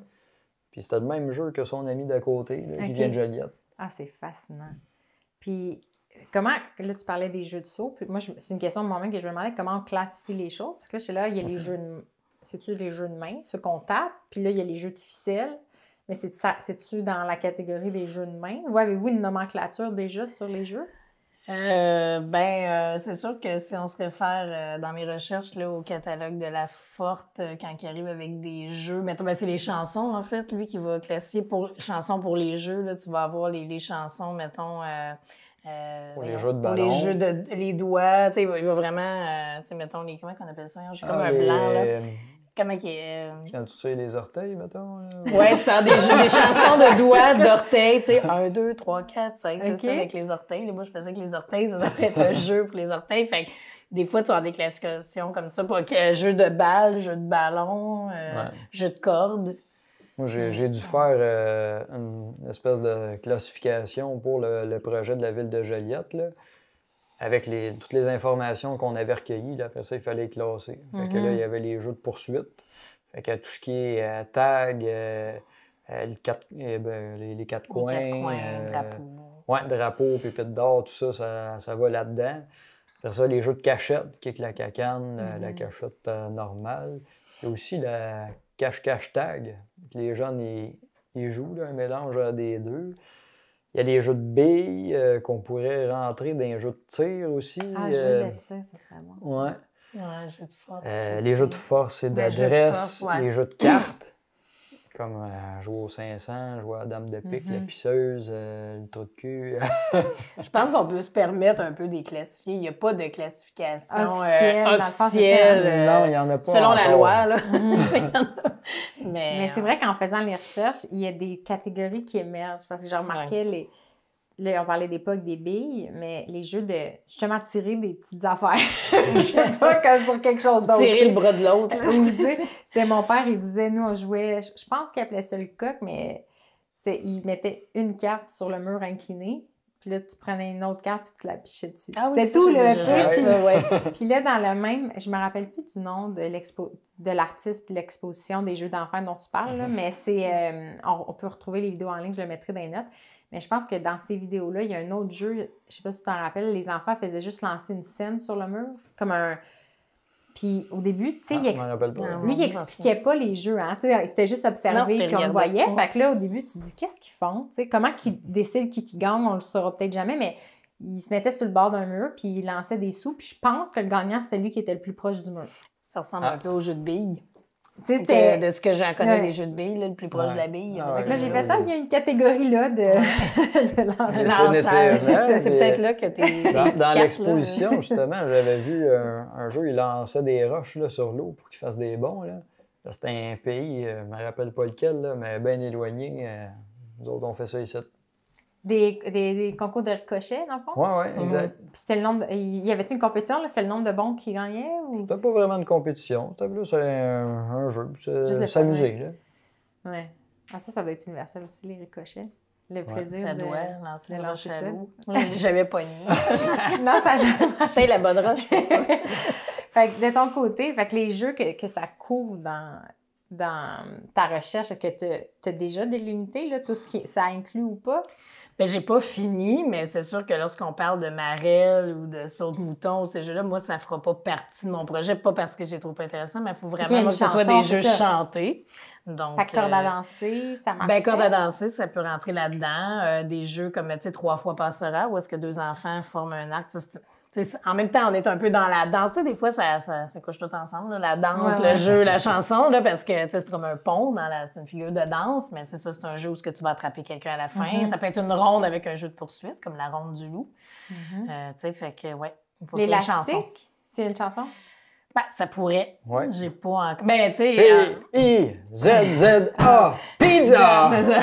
Ça, c'est dans vos vidéos aussi, hein? Ouais. Ouais. Fait que ça, je l'avais écrit à ma soeur, j'ai dit, y avait-tu le jeu de pizza? Puis on faisait juste dire PIZZ pizza, puis il était comme, oui! Il y avait ça, tu sais. Au niveau de ma recherche sur les chansons traditionnelles, je suis pas sûre que je vais pouvoir inclure Pizza dans les chansons. Tu pourrais mettre ta twist, là. Mais tu sais, il y a beaucoup de jeux probablement de cordes qui pourraient se faire avec un élastique. Fait que, mais là, est-ce que je découvrirais des jeux d'élastique qui avaient des chansons propres aux jeux d'élastique? J'en ai pas encore trouvé, mais j'ai pas fini. Fait que ça peut être ça, avec ou sans objet. Oui. Fait que ça va être à toi de délimiter qu'est-ce que ça implique, les jeux d'enfance avec des comptines. Oui, c'est ça. Puis, tu sais, il y a aussi les comptines qui vont permettre de déterminer, exemple comme à la cachette, comptine d'élimination, déterminer qui va compter. Fait que là, il n'y a pas de comptine dans la cachette, mais il peut y avoir une comptine d'élimination qui servait à un ça jeu. couvrirait. Oui. Okay. J'en élimine pas. Je vais toutes les... J'en élimine pas, mais c'est juste que je n'éliminerai pas de comptine ou de chansons. C'est sûr que je vais prendre ce qui m'intéresse. Hein. C'est toujours, ça reste que c'est mon projet. D'ailleurs, tu devrais le faire... ta comptine de la scène américaine. On va s'en échanger pour donner des exemples. Mais un des jeux d'élimination, comme j'ai appris que ça s'appelait une comptine d'élimination, pour départager, mettons, qui commence un jeu ou qui est le capitaine. Ou nous, ce qu'on faisait, c'était en groupe ou à deux, c'est une scène américaine, fly-bin dans le trou. C'est tout. C'est ça. Là, t'enlevais ton bois. Comme ma petite vache à mal aux pattes. Exactement, mais t'as donné un exemple tantôt aussi qu'on faisait que j'avais complètement oublié. Je sais pas si ça rappelle. Oui. Ouais, Tu fais-le donc. as fait ça avec moi. Ouais, donc. Il faut que tu aies tes 2 points. OK. Nous autres, là, chez nous, par exemple, juste je spécifie, on faisait ces comptines-là, mais c'était des comptines d'élimination, mais on jouait ça pour... C'est juste pas jouer. Oui, c'est ça, on n'avait pas trop de but. Tu sais, la plupart du monde, il y avait un but, nous autres, c'était juste pour le fun. Mon grand-père a 3 petits cochons, un qui pue, un qui pète, un qui sent la cigarette. Puis là, c'est lui qui gagne. Ben là, j'enlève un point. Okay. Ouais. Puis là, on recommence. Là, j'espère que je ne perdrai pas. Là. Mon grand-père a 3 petits cochons, un qui pue, un qui pète, un qui sent la cigarette. Là, je suis déjà morte. Puis là, bon, on aurait recommencé. Moi, ce qui me fascine, là, c'est que j'ai jamais essayé de calculer, selon le nombre de coups, comment gagner, tu sais, parce que j'imagine que c'est assez simple à faire. Puis c'est ça le fun, en fait. Ben oui, parce que je ne l'ai pas calculé, sinon Non. je me serais arrangée. Hey, ça me fait penser à de quoi? Amstramgram, tu connais ça? Pique et collégramme. Mais Ouais. après ça, je peux pas te... Amstramgram, Borébo, pic. Ouais, excuse-moi, je le refais. Amstramgram, pic et collégramme, Borébo et ratatam, Amstramgram. Il y en a qui rajoutent Amstramgram, pic à la fin, là. Mais ça, j'ai découvert que cette comptine-là, en fait, ça venait des sorciers. OK. Puis là, en fait, j'ai comparé les 2 textes ensemble, puis écoute, c'est vraiment extrêmement Les sorciers de... similaire. C'était... bâtard. Hey, là, je m'en rappelle plus, il faudrait que je retrouve ça, mais... Moi, j'avais lu dans mes recherches que souvent les enfants reprenaient d'anciennes formulettes des sorciers lorsqu'ils n'étaient plus utilisés par les sorciers. Tu sais, maintenant, les sorciers changeaient de formulette pour les intégrer à leur jeu. Fait que c'est souvent les enfants qui ont amené le jeu. Ils l'ont appris des adultes. Dans le fond, c'est nos principaux fils conducteurs. Les enfants. Moi, mais tu sais, puis je m'excuse pour les autres qui ne sont pas des enfants, ils sont très importants aussi, mais pour moi, les enfants, c'est les fils conducteurs de la tradition. C'est eux autres qui vont apporter l'électricité parce que, tu sais, on parlait tantôt de sauvegarde versus développer, mais il y a quand même eu une petite rupture, je pense, chez une génération. Et là, je vois, il y a une volonté, là, mais je crois beaucoup aux enfants pour ramener ça. Donc, reprendre ce qui vient des adultes, le ramener. Et comme parents, je peux dire que quand on a des enfants, on s'intéresse à ce qu'ils font parce qu'ils nous apportent. Fait que là, peut-être qu'ils vont, justement, vu qu'il n'y a pas une tradition, ils vont peut-être repartir des choses de zéro. Ça se peut. Ils vont apporter leur création dedans. C'est que c'est une tradition vivante. Donc, ça va bouger. Ouais. Ben oui, fait que je l'ai retrouvé. Fait que ça, c'est une incantation chamanique, en fait, qui vient de la Scandinavie, qui était chantée en norrois, qui était une langue commune utilisée au Moyen Âge. Puis, selon l'historien Jean-Pierre Poly, la comptine aurait dû apparaître avant le 9e siècle. Impressionnant. Ça fait du chemin, hein? Ça fait du chemin. Puis ça change de fonction en plus. Parce qu'avant, c'est pour un sortilège. Là. Incantation magique. On ne sait pas ce qui leur arrivait un coup qu'il avait dit. Mais... Je ne sais pas si plein d'enfants ont jeté des sorts dans le monde. Puis... Tu sais, ce serait très intéressant, mais ça, il y a des choses qu'on ne pourra pas savoir parce qu'il y a une époque où les gens n'écrivaient pas, puis il n'y avait pas évidemment d'audio. Même des fois, il y a une époque pas très lointaine où on n'avait pas d'audio. Mais l'écriture, lorsqu'elle n'existait pas non plus, ben on ne sait pas depuis quand exactement certains jeux existent, mais on peut supposer que les gens jouent depuis la préhistoire, là, les enfants jouaient. Fait que depuis quand le jeu existe, la chanson pour jouer depuis quand elle existe, ça va rester un mystère. Mais l'important, c'est que ça continue. Il y a plusieurs jeux qui sont attestés de l'Antiquité, en tout cas. Ouais. Ouais. T'as-tu des exemples que tu trouves? Ben, il y a même les jeux de ballon, les jeux de billes. À l'époque, ils pouvaient jouer avec des noisettes ou peu importe, les roches, les osselets. J'ai compris que c'était avec des vrais os, en fait, des vrais os. Exactement. Probablement qu'ils sont aussi par les dessins qu'on a retrouvés. Tu sais, il y avait des trucs qui étaient dessinés. Pour ce qui est des chansons, ça va être plus difficile.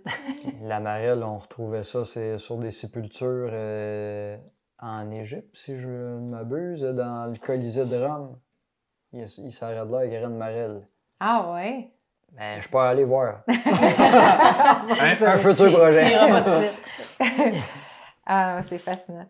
Fait que là, les gens qui aimeraient suivre votre travail, parce que là, on a parlé de différents ateliers-services. Fait qu'on peut peut-être faire un petit wrap-up des différents trucs que vous faites, puis comment ils peuvent aller à votre rencontre, même s'ils ne sont pas dans l'anaudière. J'imagine qu'ils peuvent participer quand les activités vont. On n'a pas de frontières. Là, surtout que s'il y a des trucs Zoom en plus, ils peuvent vous suivre. Mais fait que c'est quoi vos différents services que vous avez en commun séparément aussi? Puis faut que les gens vous suivent. Ben, écoute, moi, j'ai peut-être une offre de service beaucoup moins grande que Philippe, là, comme je disais tantôt, parce que Philippe, c'est un médiateur du patrimoine vivant qui touche à beaucoup d'aspects du patrimoine. Moi, vraiment, je me concentre sur la chanson dans le jeu pour enfants. En tout cas, présentement, c'est ce que je fais. J'offre des ateliers, puis le projet que j'étais en train de mener, création artistique, transmission identitaire, c'est une recherche à la grandeur du Québec, hein, donc c'est pas limité à la notière, fait que ça va être accessible. Donc on peut aller sur mon site, sur le site internet en fait de Tradon, il va y avoir une page spéciale pour le projet. Elle n'est juste pas encore créée. Là, je suis là-dessus, là, je vous jure. Là. En même temps que je fais mes recherches, j'en ai créé ça pour que moi je veux vraiment que le tout soit accessible. Donc je vais essayer de mettre le plus de choses possible en ligne. Je veux voir les gens pareil. Fait que ça va être de suivre ça sur Facebook ou sur le site internet tradonensemble.com. Puis tu as aussi des veillées. Fait que tu sais, c'est pas des contenus d'enfance, mais mettons que la vie revient normale. Oui, elle va revenir. Oui. Mettons s'il y a des fêtes où on peut prendre le téléphone, t'appeler, puis tu fais de l'animation, dans le fond. Oui, ben, autant ça peut être pour les jeux, mais on le fait tous ensemble. On peut aller chanter dans des familles. Nous, on est allés dans une famille juste avant. Écoute, on a eu du plaisir, là. Puis les gens aussi, on est arrivés là en chantant. On a ouvert la porte, puis ça partait comme ça. Fait que c'est pas juste pour... Puis les enfants étaient là. En fait, c'est qu'on intègre tout le monde, mais c'est pas juste des jeux pour enfants, mettons, que je vais proposer de la chanson. Je fais aussi partie d'un groupe de chanteurs qui est Les Pas Couchables, mais là, on est vraiment en arrêt, mais on va reprendre un jour. Fait que on est disponible aussi pour ça. C'est vraiment 4 chanteurs avec leur répertoire propre qui ont construit à partir de l'influence de leur famille puis des gens qu'ils connaissent dans leur communauté. Fait qu'il y a ça aussi. Fait qu'on peut faire de l'animation séparée ensemble. J'aime ça quand on en fait ensemble aussi. Là. Fait que peut-être toi, tes services sont un peu... Il y a ça, mais il y a peut-être autre chose aussi. Oui, ben, il y a des ateliers destinés pour le jeune public, comme la culture à l'école, par exemple, le programme du ministère de l'Éducation. Mais présentement, je fais un projet, une école accueille un artiste pendant 12 semaines dans une école. Fait que dans le but de créer avec les jeunes une grosse collection de traditions orales par et pour eux. Fait que ça, c'est bien trippant. Sinon, je fais une conférence spectacle participative qui s'appelle Le Chant du Ruisseau, qui présente le fruit de mes trouvailles dans Nouvelle-Acadie, surtout chansons, aussi musique et quelques surnoms au travers des passages. Fait que c'est bien intéressant ça aussi. Sinon, je fais des projets ici et là pour développer les traditions pour des villes, des MRC ou des organismes. Comme là, j'en commence un avec la ville de Repentigny, justement, avec l'espace culturel de Repentigny, où est-ce qu'on va récolter des traditions des citoyens. On demande aux citoyens de nous partager leurs recettes, leurs chansons, leurs comptines, puis éventuellement, probablement d'autres types de traditions. C'est quoi le feedback que vous avez le plus des gens? Parce qu'il y a l'aspect vivre l'atelier, là, mais quand vous allez à la rencontre des gens puis vous leur posez des questions, c'est quoi l'effet que ça leur fait le plus souvent? Dans un premier temps, je pense qu'ils ne sont pas conscients de la richesse qu'ils portent. Fait qu'ils sont un peu surpris qu'on s'intéresse à eux puis à leur tradition, tu sais. Parce que c'est ça, mais là, finalement, on leur dit qu'est-ce qu'il y en est, puis l'importance que ça a, puis on leur explique que ça vient de loin, puis tout ça. Fait que là, finalement, on les sensibilise, on les valorise juste par notre simple action du quotidien. Puis les enfants, ils ont réagi comment avec par exemple, je pense que tu montrais tantôt qu'ils ont un exercice, ils faisaient même des dessins sur... Ouais, des super beaux dessins. Les élèves de première année, ils ont joué à Dessine-moi une de tes traditions. Puis là, il y avait des jeux de tag, là, la tag normale, la tag gelée, la tag tortue, la tag... il y en a des tags bien effrayants. Fait que c'était bien drôle de voir ça. Et ouais, les jeunes, moi, j'ai vraiment été surpris de voir à quel point qu'ils ont embarqué vite. Puis l'autre jour, j'ai fait un atelier en classe avec eux autres. Là, j'ai pris une thématique là, au hasard. Là, et, je leur ai demandé d'écrire sur un post-it un jeu de main. Fait que là, après ça, ils venaient coller ça sur le carton au tableau pendant que je jouais un morceau d'accordéon. Je l'ai pas dit ça, mais je joue d'accordéon aussi. T'aimes le pied? Oui, exactement. J'offre des ateliers pas de rythmie aussi. Mais tout ça pour dire que là, après ça, là, on regardait qu'est-ce qu'il avait mis. Puis là, j'invitais un élève à partager son jeu aux autres élèves. Puis là, après ça, il expérimentait en équipe de 2. OK. Fait que ça, c'est bien le fun. Puis là, après ça, au service de garde, vu que mon local est juste à côté du service de garde, là, il y avait des jeunes qui venaient me voir. Puis là, ils me disaient « Hey, j'en ai trouvé un autre! Puis là, parfait, je sors ma caméra, j'ai les films. Parfait, on a fini. Fait que, hey, j'en ai un autre! Ils sont revenus 5 fois de même. Qu'est-ce dans un cadre scolaire, en tout cas, moi, ce que j'ai remarqué, c'est que même des fois, les enfants, ils veulent pas aller à la récréation.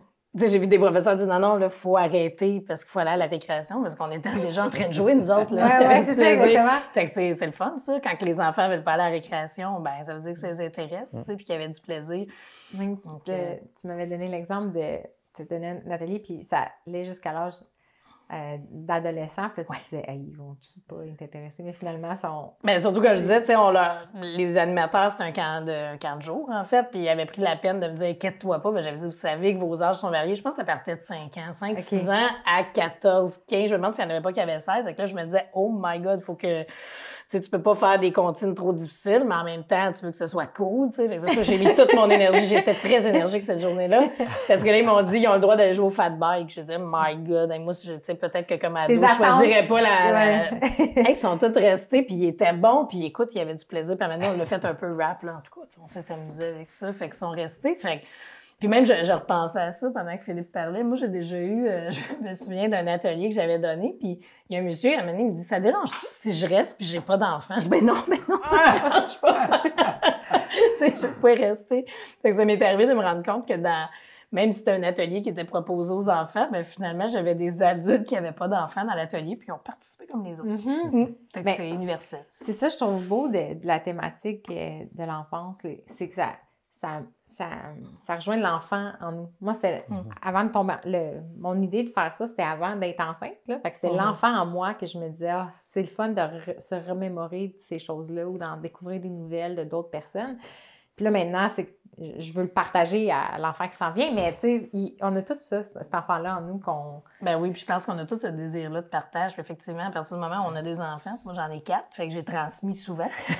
Ben je pense que c'est un désir qu'on a, puis tu sais, hier justement, je le faisais quelque part, là, si tu aimes le soleil, tape des mains, tu sais, j'ai fait faire ça. Hey, écoute, il tapait des mains, il tapait du pied, il faisait le train. J'étais, oh yes, je tripais bien raide parce que là, et puis il y avait du plaisir à le faire. Je me disais, mais il est-tu bon, tu sais? Puis là, fait que là, j'ai transmis quelque chose, puis ça le faisait bouger, tu sais. Il était content, il se donnait pour son tapement de pied, puis tu sais, c'est ça. Oui, exactement. Il faut juste, on dirait, créer une ambiance ou un contexte pour se donner la permission de faire ces choses-là, puis de le ramener. Il n'y a pas d'obligation. Tu sais, ça se fait naturellement. C'est ça qui est beau avec la transmission, c'est que ça se fait tout ça. Puis comment on encourage les gens, comme pour terminer, dans une famille, mettons, comme la mienne, moi, j'avais pas de tradition musicale ou quoi que ce soit. Je commence à avoir un intérêt pour la musique traditionnelle en dehors de Noël, mettons, du temps des fêtes. Comment est-ce que je peux ramener ces moments-là dans mon quotidien? Tu te poses la question de savoir comment toi, tu peux le ramener ou comment nous, on peut t'inciter à le ramener? Ou les Quel deux? conseil tu me donnerais? Je sais pas si ma question est trop vague. Ouais, non, mais je suis pas d'un très grand conseil, mais en tout cas, quelque chose que je pense que nous, en tout cas, en tant que personnes qui sont intéressées à transmettre ça, puis à développer, puis à pas perdre ces traditions-là, c'est important aussi de faire des choses comme on fait aujourd'hui. On sort du milieu traditionnel. Tu sais, vous autres, vous faites des podcasts qui sont pas axés sur le traditionnel. Vous avez toutes sortes de sujets, c'est axé sur le mouvement. Bien, justement, là, ça nous permet de peut-être aller toucher des gens qui se sentent pas concernés, qui savent pas qu'ils aiment ça, la chanson traditionnelle ou le jeu. Puis, tu sais, en fin de compte, tout le monde se rend compte que c'est pas la chanson, le jeu traditionnel, ils en ont en eux parce que ça s'est perpétué de génération en génération. Fait que je pense que c'est de sortir de notre underground pour être un peu plus visible. Moi, je te dirais que c'est une première étape, faire une prise de conscience de ses propres traditions. Fait qu'on se posait la question, quelle tradition que je porte en moi? Par exemple, quelle tradition que tu as comme jeu de ballon? Nous, c'est ballon chasseur, kickball. On a joué à diamant. Tu as parlé de pépites d'or tantôt. Nous, on a réalisé que c'était le même jeu. Oui, un dérivé du drapeau. Exact. Là, on essaie de voir qu'est-ce qui était quoi, parce qu'il y a des variantes aussi. Sinon, ça, c'est des classiques, là, mais si je me force, il doit y en avoir une couple d'autres. Là. C'était joué à Qu'est-ce qu'il a, c'est Marie-Stella. C'était. Tantôt, je me suis dit, je me demande si ça, parce que j'ai pas retrouvé. J'ai réussi à retrouver la comptine, mais pas le jeu qui venait avec. Ça, écoute, tu t'en as un qui a le ballon. C'est un petit peu dur à mimer. Donc, j'ai le ballon. Il y a une ligne en arrière de moi, ils sont tous à un côté de l'autre. Et là, ils me chantent « Qu'est-ce qu'il a, c'est Marie-Stella, les deux pieds dans le chocolat. » En pyjama? T'avais-tu le en pyjama, puis il y avait en pyjama. Je lance le ballon et là, ils doivent le cacher dans leur dos. Je pense que la comptine se fait en fait après que le ballon soit lancé. Là. J'étais un petit peu mêlée dans mon explication, mais on lance le ballon, après ça, on le cache. Puis là, qu'est-ce qu'il a? C'est Marie-Stella, les deux pieds dans le chocolat. Tu peux te passer le ballon parce que les joueurs sont un à côté de l'autre. Oui, puis tu peux même te le passer. Là, puis là, moi, il faut que je trouve qui l'a. Fait que si vous êtes tous en ligne, je vais dire, c'est Marie-Claude qui a le ballon. Puis là, si c'est Marie-Claude, j'ai-tu gagné? Oui, j'ai gagné, mais il n'y a pas vraiment gagné. Marie-Claude vient prendre la place, on va y refaire la même chose. Le but, c'est de trouver qui l'a. Puis là, on peut jouer des tours, par exemple, puis le changer pendant que tu deviens. Oui, un petit ballon, idéalement. Quelle recette que tu as dans ta famille? Les recettes, la sauce à spaghetti de ma grand-mère. Ouais. La sauce italienne. Est-ce que la sauce à spaghetti est une tradition? Ça aussi, on peut se poser la question. Comment on la mange, comment on la prépare? Les pâtes et tout ça, ça vient pas de bien loin. Hein?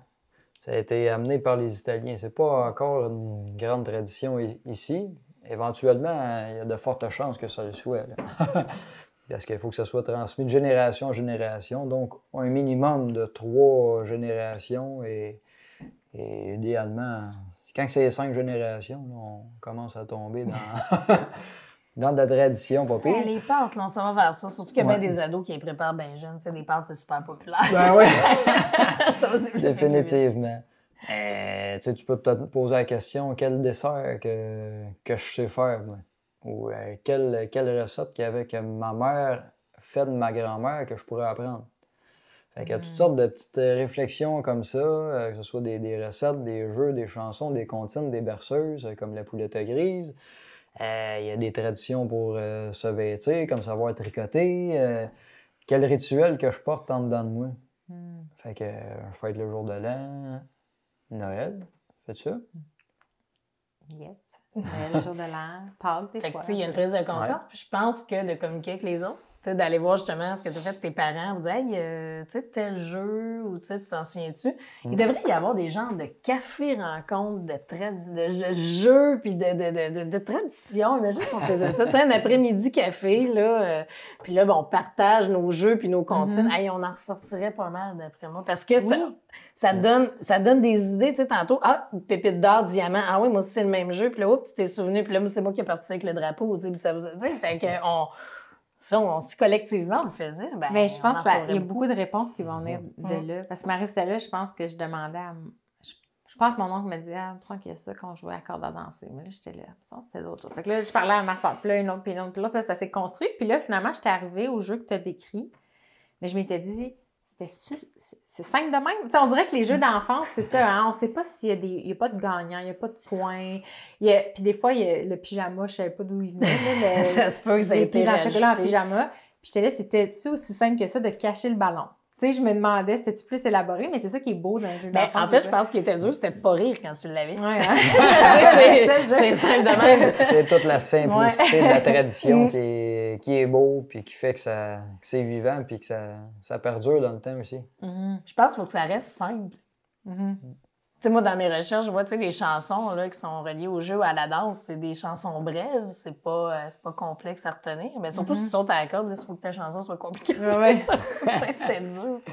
Mais c'est vrai. Mais je te remercie de la réflexion, parce que c'est vrai qu'il y a une partie de moi qui était inquiète à l'idée de perdre quelque chose. Puis vous me faites réaliser, en fait, qu'il y a plus de traditions que je pensais dans ma propre vie, avec les exemples que tu donnais. Au lieu de penser à des traditions peut-être que j'ai jamais faites. On dirait qu'il y a une perte collective, mais il y a aussi l'aspect individuel qui est important, de dire, OK, mais qu'est-ce que moi je peux faire? Puis là, on dirait que je vois l'abondance autour de moi. Oui, là, il y en a plus, ça vient de... Fait qu'imagine si tu dis, ben là, je m'en vais parler avec mes sœurs ou avec mon voisin, puis là, tu vas ressortir maintenant encore plus. Je pense que prise de conscience et rassemblons-nous. Absolument. Parlons-en surtout. Oui. Parlons-en. Fait qu'il ne faut pas se gêner pour poser des questions, que ce soit nos cousins, nos cousines, nos parents, nos grands-parents, des vieux voisins, peu importe. Ça va faire jaillir toutes sortes d'affaires, puis ça va rassembler le monde. Fait que, pour répondre à ta question, poser des questions. La question magique, moi, c'est à quoi tu jouais quand tu étais enfant? Dans le thème, là, ça, tout le monde a une réponse. C'est vraiment comme les questions que vous amenez, là, on dirait que tout le monde a une réponse. C'est des belles émotions. C'est arrivé qu'on a posé des questions comme ça sur Facebook. T'sais, pourquoi pas poser la question à nos chers amis Facebook? Il y a pas mal de monde qui répondent. Tu vois l'intérêt des fois des gens que tu as dans ton Facebook, mais qui ne répondent pas. Là, tout à coup, je pense que les gens aiment ça se rappeler. Oui, ça va... J'allais dire, c'est ça, la nostalgie commence à m'habiter. Là, je le comprends. C'est vrai, quand on est jeune, des fois, on pense plus au futur, puis là, je suis comme, je regarde en arrière. C'est important de se souvenir aussi. Oui, exactement. Pour l'appliquer. C'est ce qui fait que c'est évident. Mais en tout cas, merci vraiment beaucoup pour votre accueil. Ça fait plaisir. Merci à vous autres. J'ai adoré cette discussion. Je vais suivre attentivement ce que vous faites. Partagez-moi les nouvelles. Oui. Ça va me faire plaisir de le partager. Puis j'invite les gens à vous suivre Tradon, qui est ton organisation, et traditionvivante.com, qui est ton site web pour tes nouvelles. Exactement. Voilà. Merci beaucoup. Merci encore. Merci. Salut, moi c'est Vincent, je suis normalement derrière la caméra pour Radio Renard, mais avec Marc-Claude, on expérimente, on fait plein de tests au quotidien pour intégrer le mouvement dans notre vie. Vous allez donc me voir ou m'entendre dans plusieurs contenus qu'on fait pour Renard. Si jamais vous voulez avoir des idées ou des astuces pour intégrer le mouvement dans votre vie, on a plein d'outils sur le site web qui pourraient vous aider. Oui, rendez-vous au renard.ca. On met le site à jour régulièrement. On a une section studio où on fait chaque semaine, on présente les expérimentations de la semaine. C'est vraiment un peu l'arrière-scène. Des fois un peu bordélique, mais les choses qu'on teste, les patentes qu'on fait. Il y a aussi une section biblio. On partage les livres qu'on aime. Il y a des auteurs qui ont changé notre vie. On parle d'eux vraiment souvent, mais on met aussi la référence de d'où viennent nos idées. Et finalement, on a aussi une chaîne YouTube. Fait que peut-être que vous nous suivez avec le podcast depuis un moment, mais on a aussi une chaîne YouTube pour montrer autant le podcast, le studio, mais aussi on commence à faire des petites capsules un petit peu plus courtes. On va commencer à faire des trucs pratico-pratiques pour le quotidien. Donc, suivez-nous.